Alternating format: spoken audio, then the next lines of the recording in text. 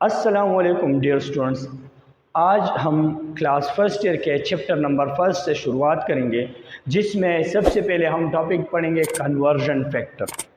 Dear students, conversion factor में हम actually तीन कन्वर्जन फैक्टर पढ़ेंगे। Mole mole conversion, mole mass conversion और थर्ड वन हमारे पास आएगा mass mass conversion. Dear students, इसको हम कुछ ट्रिक्स और इसके साथ साथ हम उस पर एग्जाम्पल सॉल्व करेंगे, उसके हवाले से हम पढ़ेंगे। डियर स्टूडेंट, सबसे पहले कन्वर्जन से स्टार्ट लेते हैं, जिसमें हमारे साथ पहला कन्वर्जन जो है वो है mole mole conversion. Mole mole conversion का मतलब क्या है? Dear students, mole mole conversion का मतलब ये है कि आपके पास एक क्वांटिटी मोल्स में दी गई होगी और दूसरी क्वांटिटी को हम मालूम करेंगे जो आपके पास अननोन होगी। इट मीन्स कि हमारे साथ एक नोन क्वांटिटी होगी जो हमें पहले से मालूम होगी, एग्जाम्पल में दी होगी और फिर हम उस नॉन क्वांटिटी से दूसरी अननोन क्वांटिटी मालूम करेंगे by using balanced chemical reaction.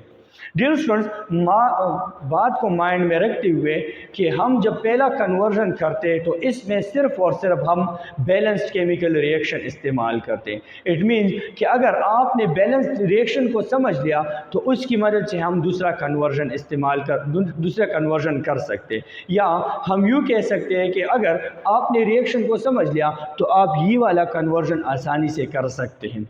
Dear students, इसके हवाले से हम एक एग्जाम्पल सॉल्व करते हैं। एग्जाम्पल हमें क्या कहता है? एग्जाम्पल हमें ये कहता है कि how many moles of carbon dioxide would be produced by complete combustion of 2 moles of glucose C6H12O6 according to the following equation.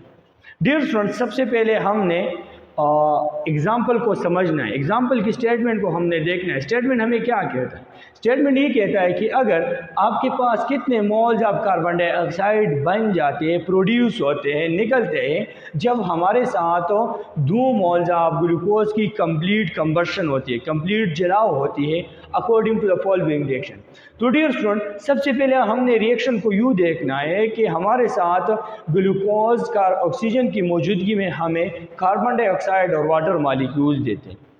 Reaction की इस एग्जाम्पल की स्टेटमेंट को मद्देनज़र रखते हुए हमने रिएक्शन में वो क्वांटिटी के साथ काम करना है या उन रीजन्स के साथ काम करना है जो हमारे साथ मांगते हैं कि एग्जाम्पल हमसे क्या मांगता है। तो डियर स्टूडेंट, एग्जाम्पल कहता है कि हमारा काम कार्बन डाइऑक्साइड और ग्लूकोज के साथ है।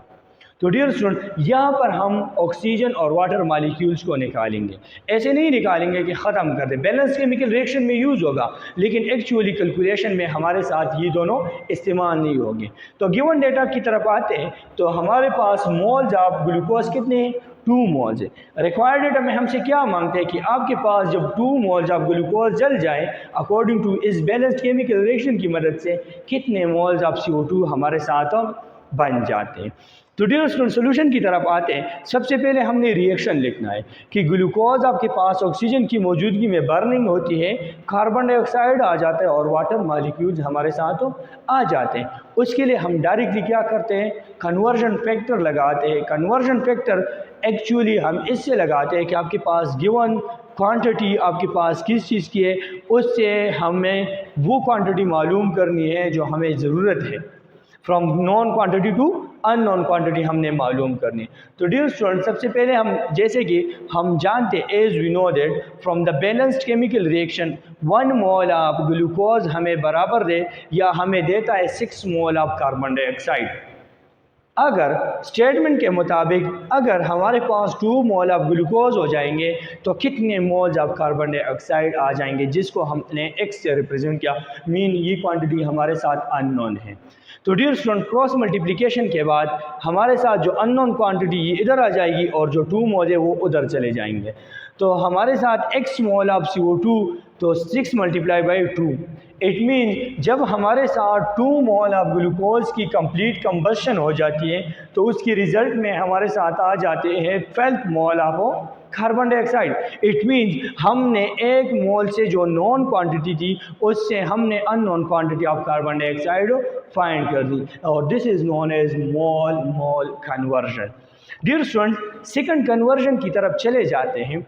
जिसमें हमारे साथ है मोल मास कन्वर्जन। मोल मास कन्वर्जन क्या होता है, उसमें हमारे साथ क्या होगा, from given amount of a mole we can find out the mass of a substance. It means पहले कन्वर्जन में हमने मोल से मोल डायरेक्टली फाइंड कर दिया। अब सेकंड कन्वर्जन में हमारे पास मोल्स गिवन होंगे और मोल से हम मास फाइंड करते हैं। तो उसके लिए डियर स्टूडेंट हम एक शॉर्ट ट्रिक इस्तेमाल करते हैं, जिसमें हमने क्या करना है कि सबसे पहले हमारे पास मोल्स तो गिवन होंगे जो आपके पास नॉन क्वांटिटी होगी, और नॉन क्वांटिटी से हम unknown quantity in case of mass find करेंगे, मास मालूम करेंगे जो आपके पास ग्राम में होनी चाहिए। तो डियर स्टूडेंट जो मोल्स हैं सबसे पहले हम मोल्स को मोल्स में कन्वर्ट करेंगे। इट मीन कि हमने जब मोल्स को मोल्स में कन्वर्ट करना है तो उसके लिए हमने बैलेंस केमिकल रिएक्शन इस्तेमाल करना है। जब हमारे पास मोल से मोल आ जाए by using balance chemical reaction, फिर हमने क्या करना है, मोल्स को मास में कन्वर्ट करना है बाय यूजिंग फार्मूला, जिसमें हमारे पास मोल्स का फार्मूला इस्तेमाल होगा और हमारे साथ मास आ जाएंगे। तो इसी की मदद से हम क्या कर सकते हैं, हमारे पास इसी की मदद से from known to unknown quantity मालूम हो जाएंगी। तो उस पर हम एक छोटा सा एग्जाम्पल करते हैं। तो डियर स्टूडेंट्स नेक्स्ट कन्वर्जन के बारे में जो मैंने आप लोगों को बता दिया कि हम मोल से मोल में कन्वर्ट करेंगे, फिर मोल से हम मास फाइंड करेंगे। तो इस पर हम एक एग्जांपल करने जा रहे हैं, जिसमें एग्जांपल हमें कहता है कि how many grams of carbon dioxide can be produced bye thermally decomposing 6.5 moles of calcium carbonate.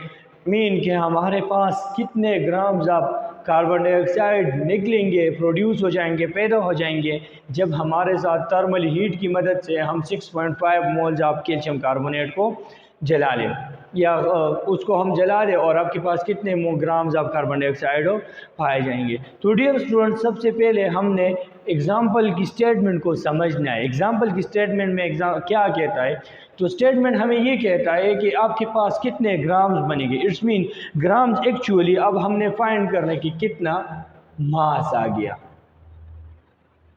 तो डियर स्टूडेंट्स और वैल्यू हमारे पास किस चीज़ में गिवन है, मोल्स में गिवन है। तो डियर स्टूडेंट इसके लिए हम गिवन डेटा लिखेंगे कि मोल्स ऑफ कैल्शियम कार्बोनेट कितने हैं, 6.5 मोल्स हैं। उसके साथ हमने मोलर मास और molecular mass of carbon dioxide निकालना है। तो उसके लिए हम 12 को एटॉमिक मास ऑफ कार्बन हो प्लस हमारे पास 2 आ जाएगा, क्योंकि 2 एटम्स ऑफ ऑक्सीजन है और एटॉमिक मास ऑफ ऑक्सीजन का क्या है, 16 है। तो इसको अगर हम सम अप कर ले तो 44 ग्राम पर मोल हमारे पास molar mass of carbon dioxide आ जाता है। रिक्वायर्ड डेटा में हमसे क्या मांगता है कि मास ऑफ कार्बन डाइऑक्साइड क्या है, हमारे पास कितना मास प्रोड्यूस होगा 6.5 मोल्स कैल्शियम कार्बोनेट की जलाने से। तो डियर स्टूडेंट सोल्यूशन में हमने सबसे पहले क्या करना है, रिएक्शन को लिखना है। तो जिस तरह मैंने पहले आपको बता दिया मोल मोल कन्वर्जन में, तो इसी तरह यहाँ पर भी बताता चलूँ कि हमारा काम जो एक्चुअल है वो है कैल्शियम कार्बोनेट के साथ और कार्बन डाइऑक्साइड के साथ, क्योंकि इन दोनों का जिक्र है एग्जाम्पल के स्टेटमेंट में। तो बेटा ये हम तो केमिकल रिएक्शन में लिख सकते हैं, लेकिन हमारा काम इसके साथ अब ख़त्म हुआ। तो डियर स्टूडेंट सोल्यूशन की तरफ आते हैं। सोल्यूशन में हमने सबसे पहले क्या करना है, कन्वर्जन फैक्टर लगाना है। जिस तरह मैंने आप लोगों को बता दिया कि मोल्स को मोल में कन्वर्ट करेंगे बाय यूजिंग केमिकल रिएक्शन, और उसके लिए हम क्या इस्तेमाल करेंगे, कन्वर्जन फैक्टर इस्तेमाल करेंगे।